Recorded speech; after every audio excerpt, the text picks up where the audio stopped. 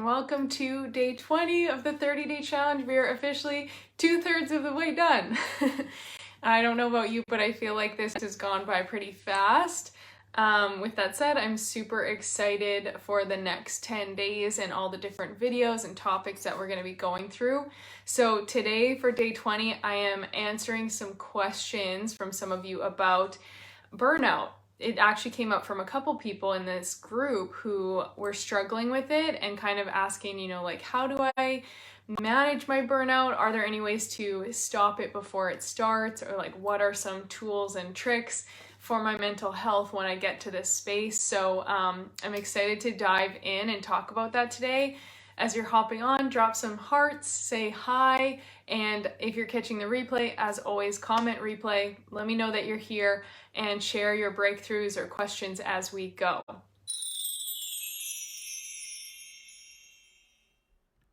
So when it comes to burnout, I think sadly, probably we're all no stranger to it, if that's the way to say it. We've all probably experienced burnout at some point in our lives. And so what that can look like, I would say it's often misdiagnosed. And what it can look like is like extreme stress, overwhelm, fatigue. Some people, I've had people who felt like it was depression, but in all honesty, it was like, I'm 99% sure it was just burnout because they were pouring themselves into their work and not having any kind of balance or time to take care of themselves. And so like, it's natural that your body, your mind, your heart, your soul is going to be feeling really run down and heavy when you're running on empty. So it's all about like filling back up your own cup. So anyway, there's a lot of ways that burnout, hey, yay, thank you for the hearts, welcome.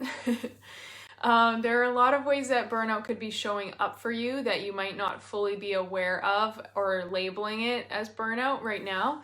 So hopefully, if that's the case, then hopefully this video shines some light on that for you anyway. But I want to share like a couple examples from my own life for myself as well as some friends of mine, because I feel like, especially for anyone who has a big heart and really wants to, make a difference in the world like myself, then it can be really easy to end up burning yourself out because you're just constantly trying to give. And this comes back to a lot of that people pleaser tendency, which I've talked about on other videos of this challenge. So, this could be also a great time to go back to those and hone in on like, why is it that you don't feel worthy of prioritizing yourself? Why is it that, actually, let's make that task one. If you've struggled with burnout before, why is it that you maybe don't feel worthy of saying no or setting the boundaries or honoring what you need, right? Why do you struggle to honor what you need? What are the beliefs that come up around that, okay? Because really, if you were able to, part of it is society and the pressures that we feel externally. So I'm not taking away from that. And also at the same time, we still are in charge of our bodies and our lives and what we do. And so if we take some of that power back and go, hey, you know what? I know I'm hitting this wall and I know that I'm starting to hit this point of like exhaustion and burnout and it's not healthy and I'm not showing up very clear, I'm not feeling good or motivated, inspired. You have permission to honor that. You have permission to speak up about that. And I do think a shift is happening now because mental health is getting a lot more awareness. So hopefully as time goes by, it will continue to shift even more.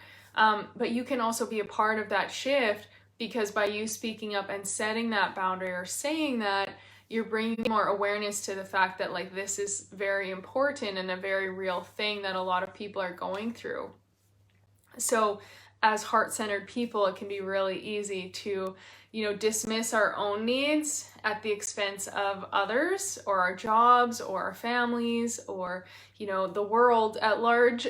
And so it's a lot about taking that power back and just remembering that you deserve to be taken care of. And only when you're feeling good can you actually show up fully. So I used to work years ago at an elephant sanctuary in Sri Lanka. And when I first moved there, I was taking over a position as a volunteer coordinator, and the woman who was doing like the management basically, and like I don't even know what you'd call her because she was kind of wearing all the hats, but she was so burnt out because she had been at this job for like 4 years, you know, constantly, never ending. There's always something to fix, always something to do, you know, trying to create change in a culture that she's not from, trying to improve animal welfare, like really carrying the weight of the world on her shoulders.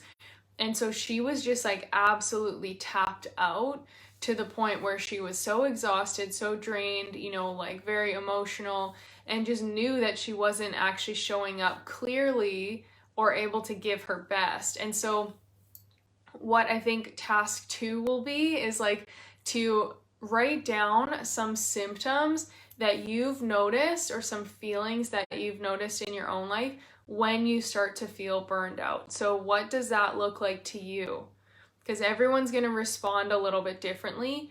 But for me, I know like when I feel super drained and I feel like I'm not very clear, and like my head, it's just like my focus isn't there the same that it would be. Those are signs for me of like, okay, I really need to check back in and take care of myself to fill my own cup, because I'm able to see like, ooh, I'm really not showing up my best anyway right now, okay? So task 2 is to look at a time or multiple times when you've experienced burnout and write down the kind of emotions or characteristics or feelings that you experienced when you're in that place, because this is then going to bring the awareness for you, hopefully, so that as it starts to kick in again in the future, if it starts to kick in, you can see it and be very aware of it right away and be like, okay, okay, burnout, I see you. I'm going to make some extra time for myself this week, or I'm going to step back here where I can, or, you know, just allow myself to like rest and sleep and do some things for self-care. So that awareness of what it looks like is going to be really helpful for you, okay? And then, yeah, I think the last thing I would say is just, you know, there is always going to be pressure. There is always going to be expectations. There's always going to be things that need to get done, especially, I mean, regardless of if you work for someone else or you work for yourself. Like, I always thought, oh, when I work for myself, it'll be easy and like there's no pressure. But like, there's still a lot of stuff to get done, and there's still a lot of things that if I don't do them, like I'm I'm literally depending on myself and now my team as I've grown, but like it does still need to get done. And with that said, I've personally been able to find a much better balance of, hey, like honoring my energy, because I realize when I'm not fully present or when I don't have a full cup, the effort and the energy isn't the best anyway.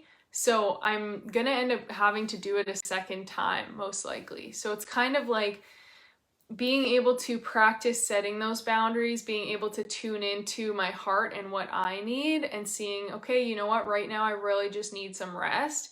I need to recharge. I need to put my phone away for a little while, or I need to, like, I personally have all notifications off on my phone except for the ways that my clients reach me, because otherwise I'm like, I don't want the distractions. I don't want things constantly there in my mind. And that's a huge one. That just, you're mentally exhausting yourself if you're constantly on social media, or if you're constantly like seeing notifications, looking at your phone, scrolling, consuming. Your brain is never getting a chance to break. So that's also why like meditation and things out in nature are so important, right? So looking at the ways in which there's balance in your life and how you could create more balance. So task 3, before I finish today's video, keeping it fairly short and sweet, maybe compared to some of the other times where I talk forever. Task 3 is going to be to look at ways in your life you can create more balance, because I know there's going to be people watching this who are going to say, well, it's really easy for you to say like take a break, but I have this commitment, or I have my family, I have money stresses, I have this many hours of work. And it's like, yes, I get it. I see that. I'm not taking away from that. And you still matter. So no matter what's going on, you still matter. And you having a full cup is going to help you feel better. It's going to help you live longer. It's going to help you enjoy that life a lot more.